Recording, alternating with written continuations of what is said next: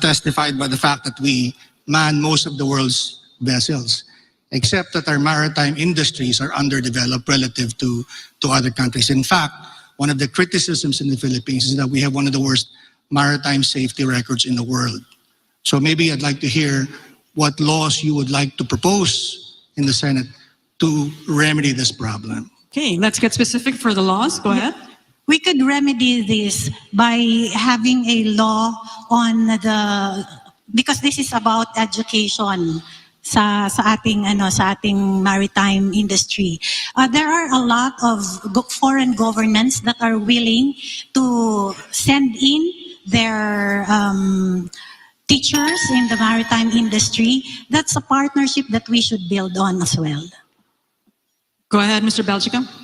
The problem with the maritime industry is nag-pop up nga ho yung mga eskwelahan na hindi naman nagde-deliver ng tamang pag-aaral, pinagkapirahan yung mga seaman. So this is an opportunity and this is the right time for government to put up schools that will put up the right standards and get the right professors and trainers to train these seamen. Dahil po, ang nirireklamo di ba mga seaman, yung mga nagtuturo daw sa kanila, hindi pa raw nakatapak ng barko. So that's a problem why the Philippines has went down its quality. Okay.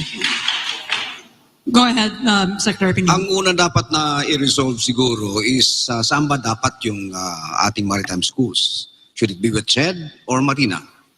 Number two, kung gagawa man tayo ng batas, dapat yung batas na yun na magsiset ng standards for allowing a school to operate as a maritime school. Thank you. Dr. Padilla? Yeah, basically, kailangan ng Maritime Standardization Education Act. Parang ganon, no? Para standardize lahat. Like nangyari noon sa mga nurses, nag-crop up yung mga mushrooming of nursing schools sa puro substandard kasi maraming kailangan ng nurse. Same thing happened here. We have to have standards. Tapos yung permits, very strict sa permits. Kasi doon din nagkakaroon ng problema. So Standardization Act for Maritime Education and stricter tayo sa giving permits. And that includes, the standardization includes everything. Thank you. One of the complaints of the private education sector is that there is too much regulation. In fact, a lot of them are complaining that even as there are measures in government, for example, raising the salary of teachers, it only applies to those working in the public education system, but not to those in private. So it results in an uneven playing field. For those who are espousing free education, right? What do we do about the private education or private maritime schools that have invested private capital for a public good?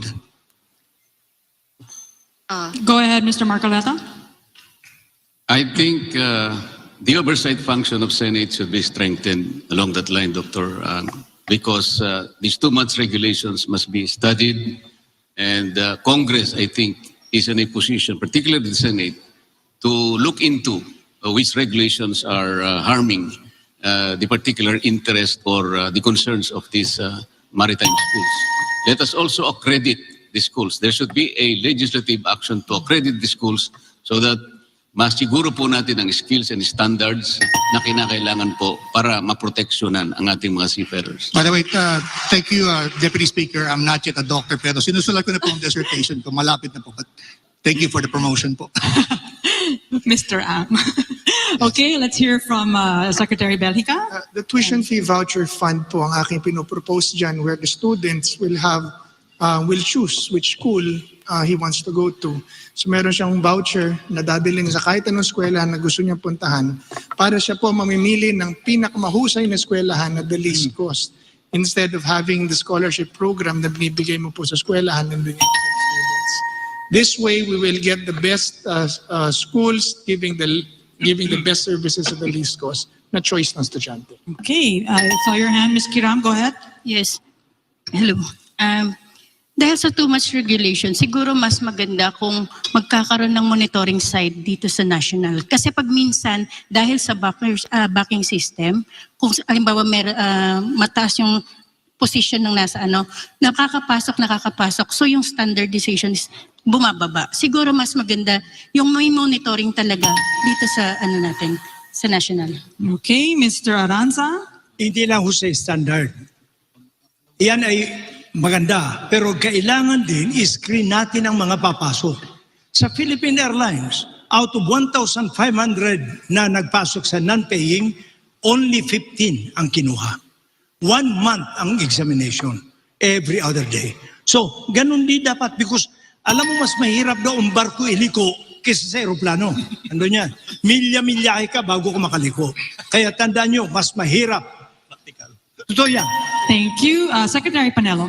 Babalikan ko po yung original na proposal ko na isang legislation na lumika ng free school for seafarers na kukuha tayo ng mga eksperto para matuto itong mga kababayan natin. Pangalawa, alam po ninyo, kailangan libre para magkaroon ng kompetensya dito sa mga private schools para i-improve nila. Pag nakita nila na itong libre, mas okay pala. I-upgrade nila mga sarili nila. Actually, Asik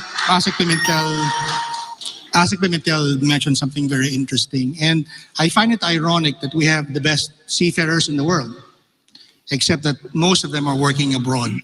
And that, I think, is a testament to the state of our maritime industries. And I was wondering if you have any bills in mind that will help strengthen the maritime industries.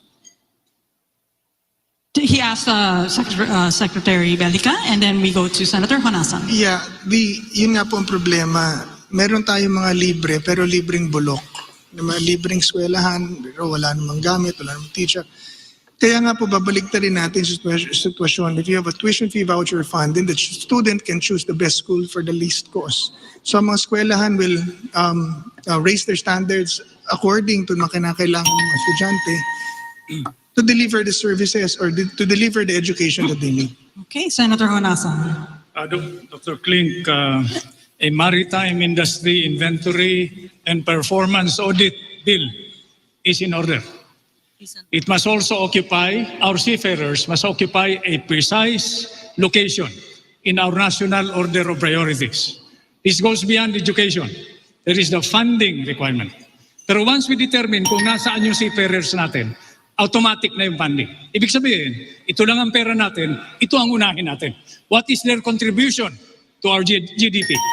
The domestic maritime industry. What is the contribution of the overseas seafarers to our GDP? It's about 10% of GDP. That should be the basis. Total remittances. Yes, Doctor, that should be the basis for any legislation or executive action. Senator JV, you're... Oh, go ahead. Mr. Marcoleta? Oh, Dr. Padilla, kanina po may sinabi kayo na legislation ang sagot dito. Pero yung sa tanong po ni Dr. Ang kanina is there is an imminent danger talaga na kailangan talagang ayusin na sapagkat kapag hindi natin na-address ito, kawawa po yung mga seafarers na talagang matatanggal at pati kanilang pamilya. Alam naman po natin ang legislation magtatagal. Ano po yung, bukod sa legislation, ano po yung ibig niyong sabihin na para ma-address natin ito?